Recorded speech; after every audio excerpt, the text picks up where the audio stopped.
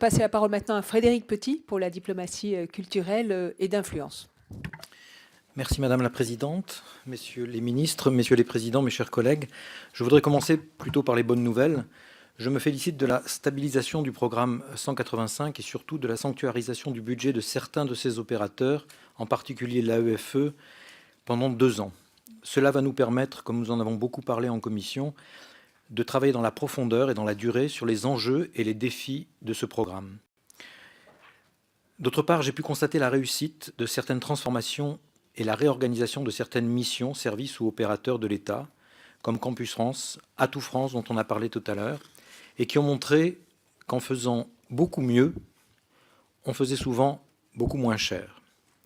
Vous le savez, la diplomatie d'influence est plus importante que jamais. Sans elle, disparaîtrait le meilleur atout de la France auprès de nos partenaires étrangers, c'est-à-dire sa voix singulière. L'attachement aux valeurs de liberté, d'égalité, de fraternité, la défense du plurilinguisme et du multiculturalisme, la culture du droit et du service public, le génie reconnu de nos entrepreneurs, le goût du débat d'idées ou encore le soutien à la création artistique, cette image de puissance capable d'offrir une alternative aux autres grands centres du pouvoir.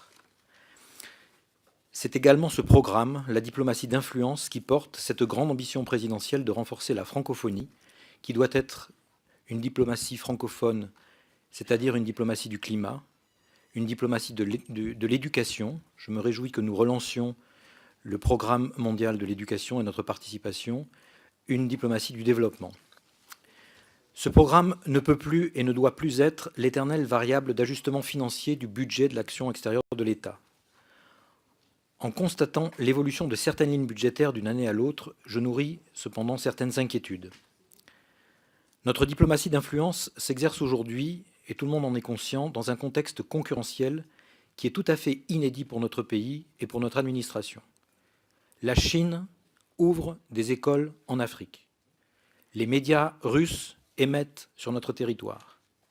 Et évidemment, nul n'ignore la stratégie de certains États du Golfe dans la diplomatie d'influence. Il nous faut donc, et nous sommes prêts à vous aider, Monsieur le Ministre, une vision politique de ce que nous voulons pour notre diplomatie d'influence, pour notre diplomatie culturelle, pour notre diplomatie économique, pas uniquement l'an prochain, mais à 10 ans, et s'interroger sur les moyens que nous sommes prêts à y consacrer.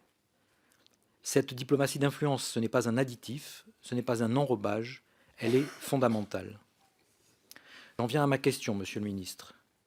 J'ai constaté que le ministère avait développé un principe de contractualisation avec certains de ses opérateurs. Notre commission a été extrêmement intéressée par ce principe. Beaucoup de ces contrats pluriannuels, qu'on appelle en jargon les COM ou les COP, c'est-à-dire les contrats d'objectifs et de moyens ou les contrats d'objectifs et de performance, arrivent à échéance au début de notre mandature. Ma question est donc très concrète. Votre ministère est-il prêt à associer les parlementaires à l'établissement de ces contrats pluriannuels en amont, car ils nous paraissent un outil fondamental de notre trajectoire à 5 ans et de l'efficacité réelle et à long terme de notre action et de votre action. Deuxièmement, pourrions-nous étendre ce principe à d'autres opérateurs et même à d'autres actions? Et enfin, et surtout, nous souhaitons que le ministère des Finances soit non seulement associé, mais surtout signataire de ces contrats d'objectifs et de moyens. Ma deuxième question et ma dernière question, la bataille du français va se jouer sur Internet. Notre langue est aujourd'hui la 4e langue sur Internet seulement. Va-t-on enfin coordonner les initiatives éparses des différents opérateurs?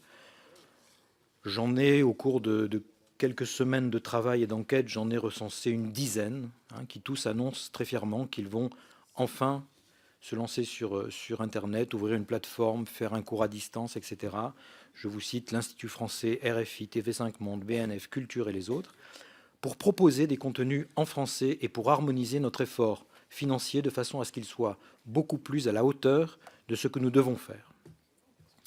Par ailleurs, j'espère également une refondation de notre audiovisuel à l'international, ce qui est lié à cette question de la numérisation.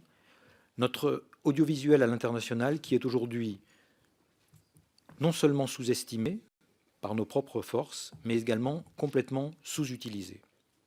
Enfin, je proposerai un renforcement de la ligne des bourses de Campus France pour préparer des relais à l'avenir. Et je participerai à la réflexion approfondie sur leur rôle. Je vous remercie. Merci beaucoup, monsieur le rapporteur, pour le temps et pour le rappel de ces exigences. Monsieur le Président, je crois que c'est à vous. Merci, Madame la Présidente. Puis je vais